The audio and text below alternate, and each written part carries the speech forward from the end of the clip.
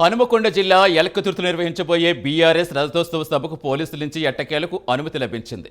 కాంగ్రెస్ భయంతోటే తమ సభను అడ్డుకుంటుందని ఆరోపించిన బీఆర్ఎస్ ఇప్పుడు సభను విజయవంతం చేసే పనిలో నిమగ్నమైంది.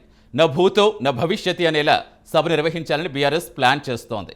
ఆ సభ ద్వారా పార్టీ అధినేత కేసీఆర్ కాంగ్రెస్ ప్రభుత్వంపై సమర శంఖం పూరించబోతున్నారు. సర్కారును, ముఖ్యమంత్రిని తీవ్రంగా విమర్శించబోతున్నారట. సభను విజయవంతం చేసి బీఆర్ఎస్ ఫామ్లోకి వస్తుందా? తెలంగాణ రాజకీయాలపై ఎలకతుర్తి సభ ఎలాంటి ప్రభావం చూపనుంది?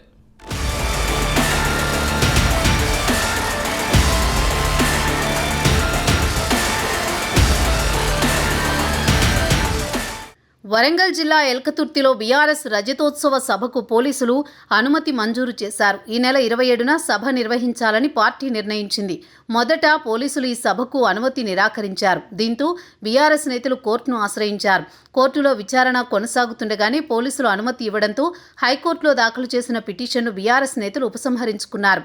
వరంగల్ కమిషనరేట్ సిపి ఆదేశాల మేరకు కాజీపేట రూరల్ ఏసీపీ బీఆర్ఎస్ రజతోత్సవ సభకు అనుమతినిస్తూ ఉత్తర్వులు జారీ చేశారు. పార్టీ సీనియర్ నేతలు పెద్ది మధుసూదన్ రెడ్డి, వినయ్ భాస్కర్ అనుమతి పత్రాలను అందుకున్నారు. గతంలో బీఆర్ఎస్ పార్టీ సభలకు కాంగ్రెస్ ప్రభుత్వం అనుమతులు నిరాకరించడంతో కోర్టుల ద్వారా అనుమతులు పొందడం జరిగింది. ఆ అనుభవం దృష్ట్యా రజతోత్సవ సభ అనుమతుల కోసం బీఆర్ఎస్ పార్టీ హైకోర్టును ఆశ్రయించింది. ప్రస్తుతం పోలీసులు అనుమతులు ఇచ్చిన నేపథ్యంలో హైకోర్టులో వేసిన కేసును బీఆర్ఎస్ పార్టీ ఉపసంహరించుకోనుంది. అనుమతి రాకపోతే కాంగ్రెస్ సర్కార్ బీఆర్ఎస్ సభ చూసి భయపడుతోందని, సభ జరిగితే బీఆర్ఎస్ బలాన్ని చూసి కాంగ్రెస్కు ముచ్చెమటలు పడతాయని విమర్శించిన బీఆర్ఎస్ నేతలంతా ఇప్పుడు సభను సక్సెస్ చేసే పనిలో పడ్డారు. ఇప్పటి వరకు సభకు అనుమతి వస్తుందా రాదా అనే డైలమాలో ఉన్న బీఆర్ఎస్కు పోలీసుల నుండి క్లియరెన్స్ రావడంతో సభ నిర్వహణను సవాల్గా తీసుకున్నారు. సభ ఫెయిల్ అనే మాట రాకుండా జాగ్రత్తలు పడుతున్నారు.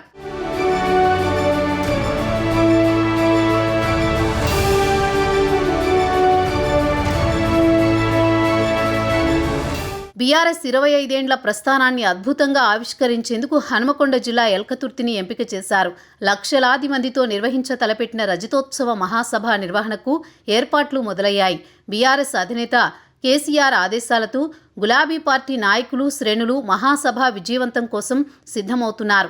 కాంగ్రెస్ సర్కారుపై ప్రజల్లో తీవ్రమైన వ్యతిరేకత ఉందని, ఆ వ్యతిరేకతను ప్రతిబింబించేలా సభ నిర్వహిస్తామని బీఆర్ఎస్ చెప్తోంది.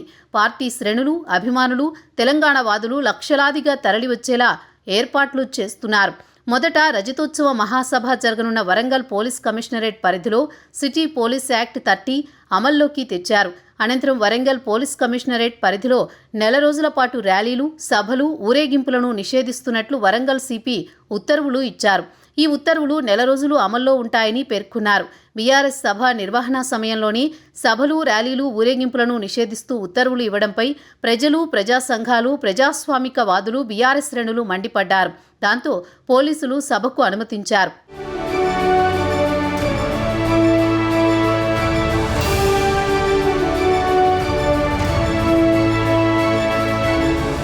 బీఆర్ఎస్ రజతోత్సవ మహాసభకు రాష్ట్ర వ్యాప్తంగా అన్ని జిల్లాల్లో సన్నాహక సమావేశాలు ముమ్మరంగా సాగుతున్నాయి.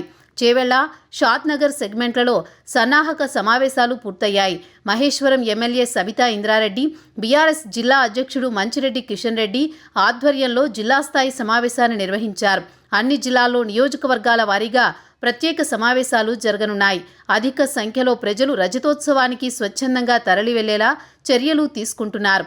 ఇందుకోసం అన్ని జిల్లాల నుంచి సుమారు 200 ఆర్టీసీ బస్సులు, 200 ప్రైవేట్ బస్సులు, సుమారు 500 కార్లను అందుబాటులో ఉంచుతున్నారు. పార్టీ క్యాడర్ పెద్ద ఎత్తున బహిరంగ సభకు తరలివస్తారని భావిస్తున్న నేపథ్యంలో దాదాపుగా అన్ని సెగ్మెంట్లలో కార్యకర్తల సమావేశాలు వేగంగా నిర్వహించి సభకు హాజరు కావాల్సిన ఆవశ్యకతపై దిశానిర్దేశం చేస్తున్నారు.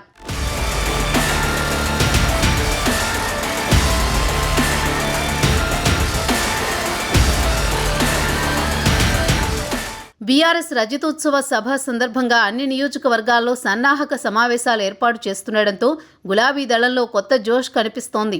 కాంగ్రెస్ ప్రభుత్వంపై వ్యతిరేకత ప్రారంభమైందని, కాంగ్రెస్ ప్రజలకు ఇచ్చిన హామీలను సక్రమంగా నెరవేర్చకపోవడంతో అన్ని వర్గాల ఆగ్రహాన్ని బీఆర్ఎస్ సభ ద్వారా చాటి చెప్పేందుకు ప్రయత్నిస్తోంది.